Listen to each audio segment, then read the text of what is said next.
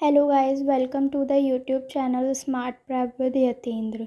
तो हमने अपनी प्रीवियस वीडियो में जो टॉपिक स्टार्ट किया था वो था डिफ़िकल्टीज़ ऑफ लर्निंग इंग्लिश। जो चैलेंजेस आते हैं उन सबको हमने एड्रेस किया था। नॉर्मल स्टूडेंट्स को जो environment related, teaching aids related, teaching method related, English as a foreign language related जो डिफ़िकल्टीज़ फेस करनी पड़ती हैं उन सबको हमने एड्रेस कर लिया था अपनी एक वीडियो में। नेक्स्ट हमने उसी में एक टॉपिक था चैलेंजेस ड्यू टू डिसऑर्डर्स की वजह से जो चैलेंजेस लर्नर को फेस करने पड़ते हैं उन सबको हमने डिस्कस किया था, जिसमें हमारा फर्स्ट था डिसलेक्सिया। डिसलेक्सिया होता है डिफ़िकल्टी इन रीडिंग, मतलब पढ़ने में जिनको प्रॉब्लम आती है।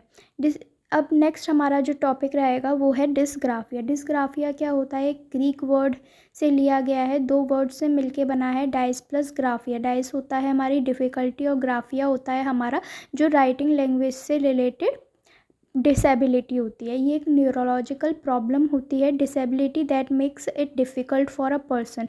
एक पर्सन के लिए हैंड राइटिंग और लेटर्स को, रिटन एक्सप्रेशंस को ऑर्गेनाइज करना बहुत ज़्यादा डिफ़िकल्ट हो जाता है। ये इस प्रकार की डिसेबिलिटी होती है। डिसलेक्सिया जो है वो हमें पढ़ने में अपने थॉट्स को वॉक में लाने के लिए प्रॉब्लम वो करती है कि हम लोग स्पीकिंग में प्रॉब्लम लाते होती है डिसलेक्सिया में। डिसग्राफिया में होती है लिखने में प्रॉब्लम, राइटिंग से रिलेटेड ये प्रॉब्लम होती है। इसमें ईया जो है एक सुफिक्स है जो कि रेफ़र करता है कंडीशन का, यानी कि एक कंडीशन होती है डिसग्राफिया जो कि जिसमें डिफ़िकल्टी होती है राइटिंग से रिलेटेड। डिफ़िकल्टी जो होती है is in production of letters, words and sometimes even thoughts on page. यानी कि डिफ़िकल्टी जो है लेटर्स को प्रोड्यूस करने में, वर्ड्स को प्रोड्यूस करने में और अपने थॉट्स को पेजेस पे लिखने में भी इसमें डिफ़िकल्टी फेस करनी पड़ती है। डिसलेक्सिया में अपने थॉट्स को कम्युनिकेशन में लाने के लिए स्लो लर्नर्स होते हैं उसको फेस करना पड़ता है। ऐसे ही डिसग्राफिया रिटन से संबंधित है। जो चाइल्ड है वो कभी कभी अंडरस्टैंड नहीं कर पाता कि कैसे लिखना है, और यही इसका यूजुअली फर्स्ट साइन होता है।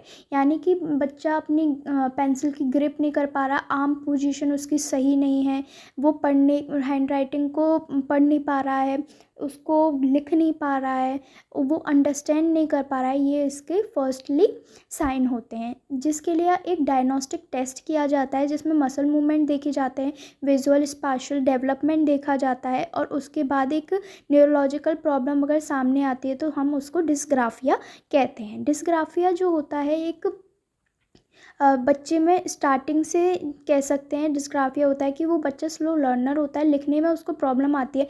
भले ही उसकी स्पीकिंग अच्छी हो पर उसकी जो थॉट्स हैं वो पेज पर वो नहीं लिख पाता, वो लेटर्स में, वर्ड्स में कंफ्यूज हो जाता है। डिस्ग्राफिया जो होता है वो कुछ टाइप्स दिए गए हैं इसमें, टाइप्स ऑफ डिस्ग्राफिया। फर्स्ट हमारा डिस्ग्राफिया आता है स्पाशियल डिस्ग्राफिया। स्पेशल डिस्ग्राफिया जो होता है लेटर्स और नंबर को, जो बच्चा है, जिस बच्चे को डिस्ग्राफिया है वो उन लेटर्स और नंबर को एक साथ ब्लेंड कर देता है। उसे लिखने में प्रॉब्लम आती है, स्ट्रेट लाइन बनाने में प्रॉब्लम आती है, ड्राइंग में बहुत ज़्यादा डिफ़िकल्टी फेस करनी पड़ती है। पर लर्नर जो है वो स्पेलिंग्स को बिना डिफ़िकल्टीज़ के कर लेता है। जैसे कि हमारी डिसलेक्सिया में था कि बच्चा जो है ड्राइंग वगैरह अच्छे से कर सकता था पर वो बोलने में थोड़ा उसको प्रॉब्लम होती थी। इसी तरीके से बच्चे को इधर ड्राइंग में और जो राइटिंग वाला एरिया होता है उस एरिया में प्रॉब्लम होती है। Motor dysgraphia. मोटर डिस्ग्राफिया क्या होता है?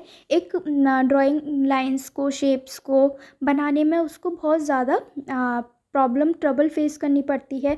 पेंसिल की ग्रिप नहीं आ पाती उस पर, और पोजीशनिंग ऑफ आर्म भी उसका सही नहीं होता है। ये हमने पहले भी डिस्कस कर लिया है। डिस्ग्राफिया में मोस्टली जो है पेंसिल की ग्रिप नहीं पकड़ पाता बच्चा, आर्म पोजीशनिंग अच्छी नहीं होती, जिसकी वजह से उसकी राइटिंग बहुत गंदी होती है और वो लाइंस को, शेप्स को और पिक्चर्स को उसमें नहीं बना पाता। नेक्स्ट हमारा आता है डिसलेक्सिया डिस्ग्राफिया। डिसलेक्सिया डिस्ग्राफिया एक टिपिकल प्रॉब्लम कह सकते हैं। एक लर्नर जो है वो टेक्स्ट को typically copy text typically appears quite normal, but text that is written spontaneously may be illegible. जो लर्नर है वो टेक्स्ट को टिपिकली नॉर्मली लिख लेता है, पर जो कि स्पॉन्टेनियसली, जो कि लगातार आ रहे हैं, उन टेक्स्ट को लिखने में उसको बहुत ज़्यादा प्रॉब्लम होती है। इनलेजिबल मतलब अपाठ्य होता है, वो उसको पढ़ नहीं पाता है। नेक्स्ट हमारा आते हैं, इसके कुछ सिम्टम्स बताए गए हैं। सबसे पहले तो पुअर हैंड राइटिंग, जैसे हमने पहले भी मेंशन किया कि इसका सबसे ज़्यादा पहला सिम्टम्स होता है कि वो उसकी पुअर हैंड राइटिंग होती है।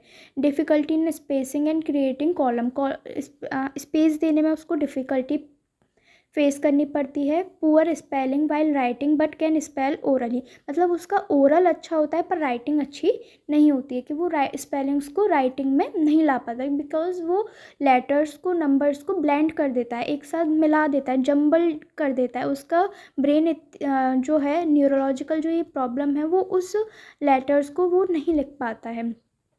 Mainly use upper case letter, upper case letter मतलब कि उसका जो कैपिटल लेटर्स को यूज़ करते हैं फर्स्ट, क्योंकि वो जो स्मॉल लेटर्स है उसमें बहुत ज़्यादा कंफ्यूज हो जाते हैं। इसके लिए कुछ टीचिंग स्ट्रेटजीज़ बनाई हैं। फर्स्टली तो उसके पेरेंट्स को सब कुछ बताना चाहिए हमें, टीचर को डिस्ग्राफिया के बारे में जितना हो सके वो उसको जाने, और फिर उसके बाद उसके पेरेंट्स को सब कुछ उसकी कंडीशन के बारे में बताएं। नेक्स्ट, अब writing paper with raised line with large space, एक लाइंस के साथ, रेज्ड लाइन के साथ लार्ज स्पेस के, काफ़ी जगह छोड़ छोड़ के राइटिंग पेपर होना चाहिए। क्ले मॉडल्स होने चाहिए जिससे कि वो करके सीख सकता है।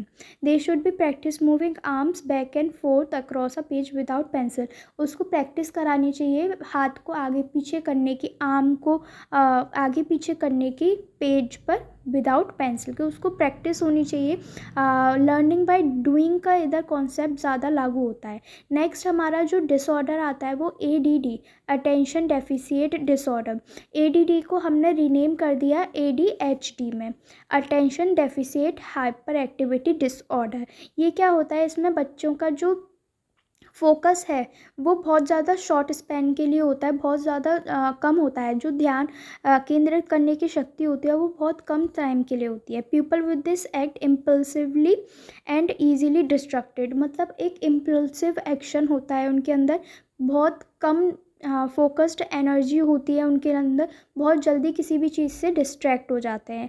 एग्जिबिट हाइपर एक्टिव बिहेवियर, एक जो बिहेवियर होता है वो हाइपर एक्टिव, जल्दी से खुश हो जाना, जल्दी दुखी हो जाना, एक हाइपर एक्टिविटी को दिखाता है। बहुत जल्दी डिस्ट्रैक्ट होते हैं चीज़ों से, अगर कोई चीज़ अच्छी हो गई तो उस पर ध्यान देने लग जाएंगे, कोई चीज़ नहीं अच्छी नहीं हुई तो उसको बिल्कुल ही इग्नोर कर देंगे। शॉर्ट स्पैन ऑफ फोकस होता है इनका।